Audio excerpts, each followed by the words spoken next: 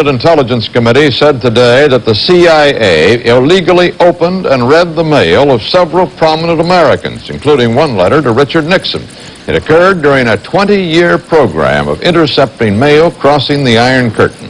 The man who ran that program, James Angleton, testified today. Daniel Schorr reports.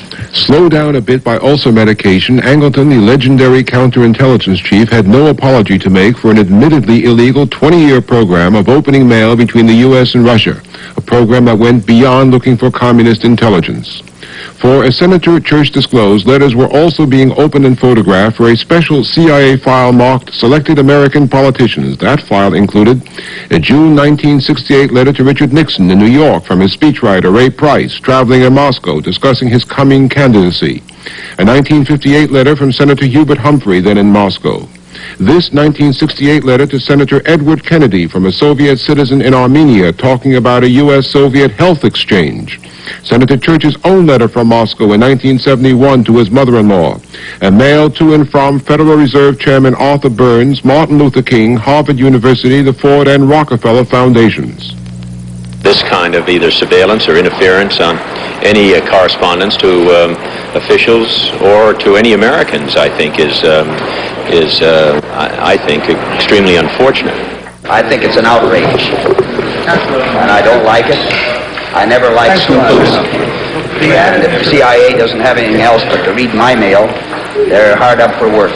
We believe that it was extremely important to know everything possible regarding contacts of American citizens with communist countries. What counterintelligence objective was it thought you were achieving in opening the mail of what most of us would assume to be very patriotic, thoughtful, decent Americans? Sir, I would prefer, if possible, to respond to that question in executive session.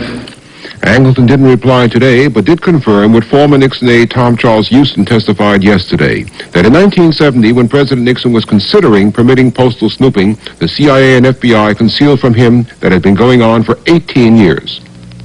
What possible justification was there to misrepresent a matter of such importance to the Commander-in-Chief? I have no satisfactory answer to your question. Didn't the CIA have an affirmative duty to inform the President about such a program? I believe so, without any question. The committee later agreed to try to arrange for testimony from Mr. Nixon on this and other issues. Mr. Nixon was the central figure. He's the best witness as to what his intentions were, and he's the ultimate witness as to what he was told and what he was not told. Clearly, the pressure is on to hear from ex-President Nixon, who briefly ordered postal snooping and then called it off, apparently not knowing that it went on before and afterward, including the reading of one of his pre-presidential letters. Daniel Schorr, CBS News, Washington.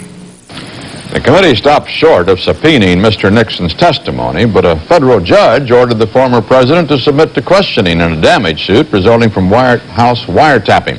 The judge rejected Mr. Nixon's claim of executive privilege and confidentiality and ordered that a deposition be taken at or near San Clemente.